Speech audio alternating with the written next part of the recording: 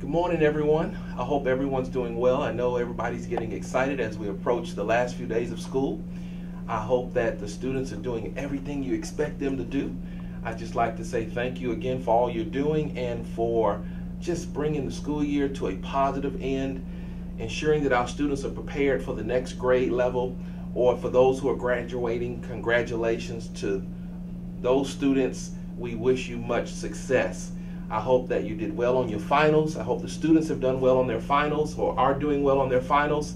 And let's just remember to bring the year to a positive close. I know it gets a little tense at the end of the year, and that's okay. That comes with the territory. But just remember that we're the professionals and we're in control. We're in control.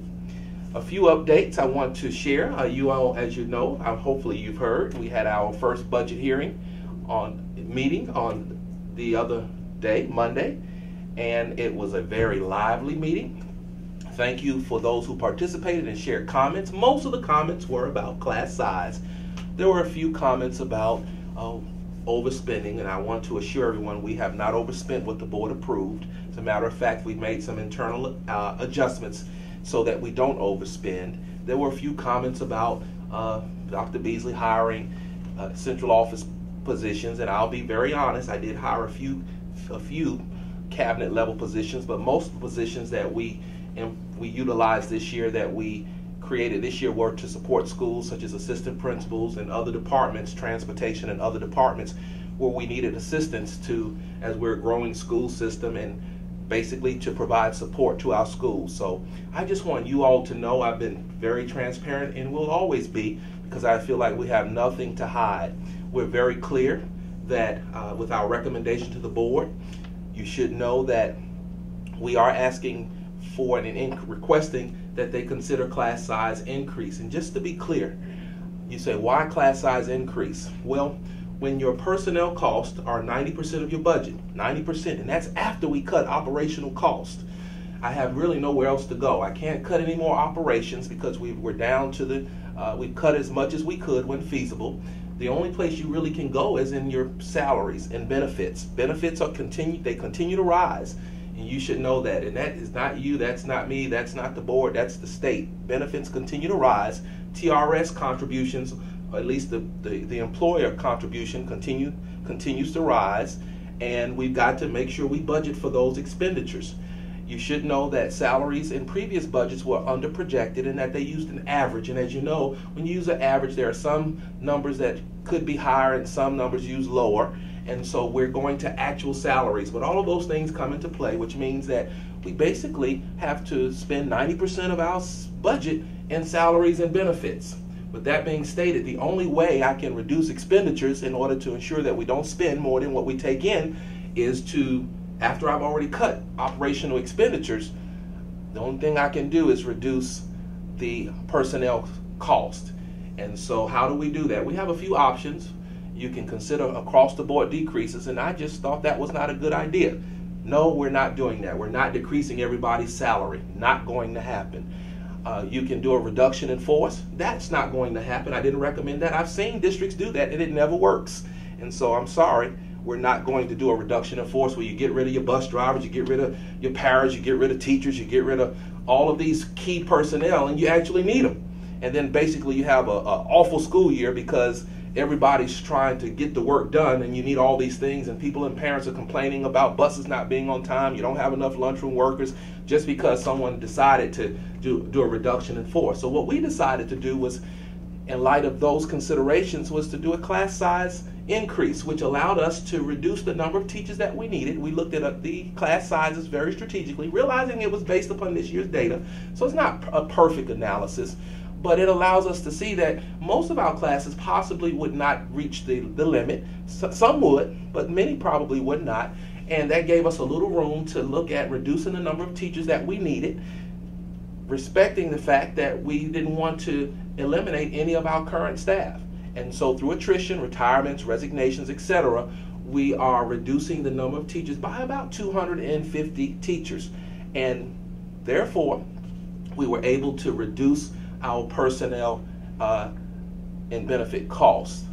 So I understand class size increase is not popular among us as educators, and understandably so. I really do understand that. But teachers and employees, I want you all to understand that that's the only option we have if we don't want furlough days, and the board was very clear, no furlough days. Okay, so we've taken furlough days off the table. No furlough days. You ought to commend your board. Let them know you thank them.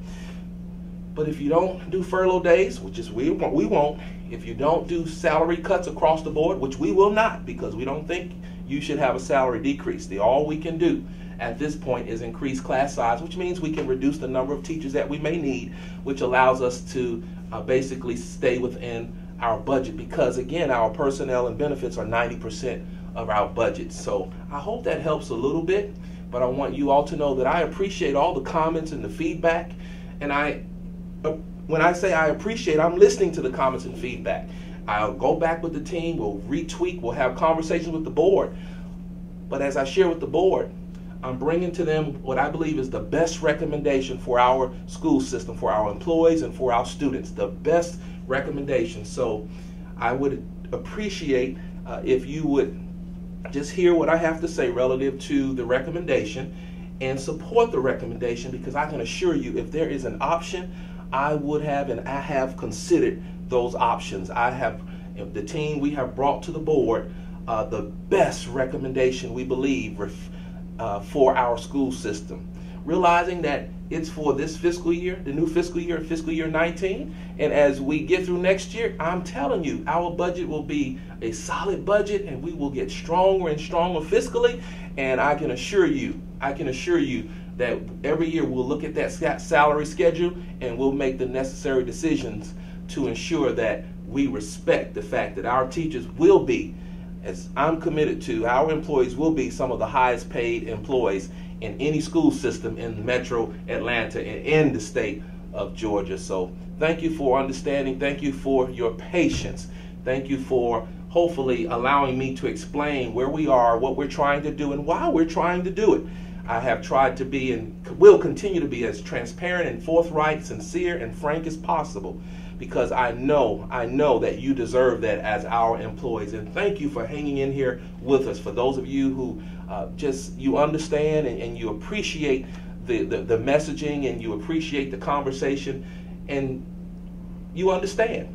And so again, thank you.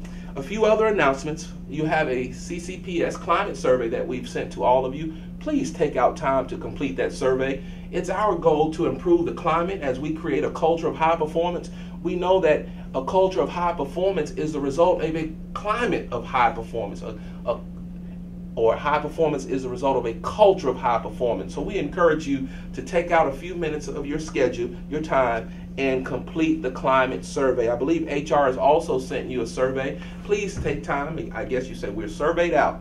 Just take out time to complete the surveys you want to complete.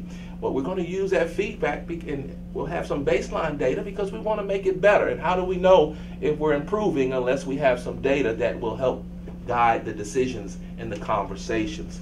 We'd like to remind everyone that our graduations are set for Thursday, May 24th through Saturday, May 26th. We look forward to participating and being a part of the celebration, where our students basically will have capstone event where they have basically completed their high school education and they're moving on, matriculating on to post-secondary options. And we'd like to say congratulations again to all of our students.